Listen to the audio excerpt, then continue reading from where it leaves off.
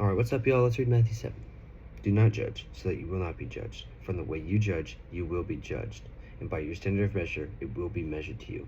So this is basically saying, don't judge, because God is, He is the ultimate judge. Why do you look at the speck that is in your brother's eye, but do not notice the log that is in your own eye? So this is basically saying, why are you trying to, look at what your brother's doing wrong, but you're not looking at what you're doing wrong, and, looking at that and focusing on it? Or how can you say to your brother, let me take the speck out of your eye, and look, the log is in your own eye? So basically, the thing that your brother's doing wrong, you're doing it too, then you're trying to correct him rather than correcting yourself. You hypocrite, first take the log out of your own eye, and then you will see clearly to take the speck out of your brother's eye. So, fix what you're doing wrong first, and then go and try and help your brother. Do not give what is holy to dogs, and do not throw your pearls before pigs, or they will trample them under their feet and turn and tear you to pieces. So this is basically saying, like, valuable wisdom and stuff, when you give to people who just don't care, it can end up and bite you, and it can hurt you in the end. Ask and it will be given to you. Seek and you will find. Knock and it will be opened to you. For everyone who asks receives, and the one who seeks finds. And to the one who knocks it will be opened. Or what person is there among you who, when his son asks for a loaf of bread, will give him a stone? Or if he asks for a fish, he will not give him a snake? Will he? So if you, despite being evil, know how to give good gifts to your children, how much more will your Father who is in heaven give good things to those who ask him? So basically, if you are able to give good gifts to your children, and you're not perfect in nature like God, how much more can God do for you? In everything, therefore, treat people the same way you want to treat it's the same way you want them to treat you. For this is the law and the prophets.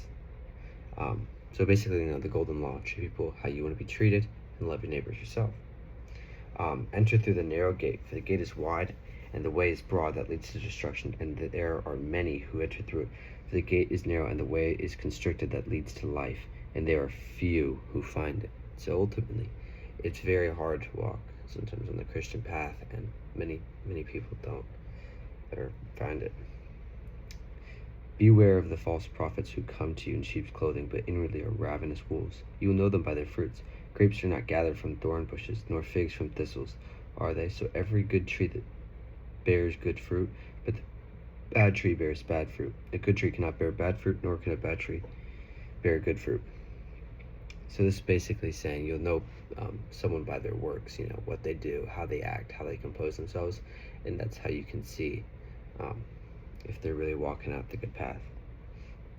Every tree that does not bear good fruit is cut down and thrown into the fire. So then you will know them by their fruits. Not everyone who says to me, Lord, Lord, will enter the kingdom of heaven, but the one who does the will of my Father who is in heaven will enter. Many will say to me on that day, Lord, Lord, do we not prophesy in your name, and in your name cast out demons, and in your name perform many miracles? And then I will declare to them, I never knew you. Leave me, you who practice lawlessness.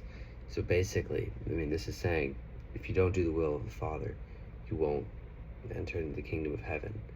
Love your neighbor as yourself. Love God with your whole heart, the commandments.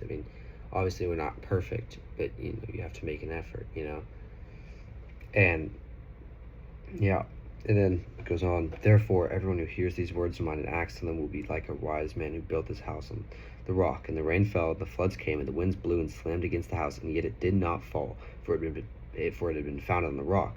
And everyone who hears these words of mine and does not act on them will be like a foolish man who built his house on the sand. And the rain fell, and the floods came, and the winds blew and slammed against that house, and it fell, and its collapse was great. So basically, the person who puts these words and Jesus' words into practice is like a man who built his house on a rock. It's stable and it can withstand storm, but if you don't build your foundation properly, it will collapse in the end when tribulation comes. When Jesus had finished these words, the crowds were amazed at his teaching, for he was teaching them as one who had authority and not as their scribes. All right, peace, y'all. Have a blessed day.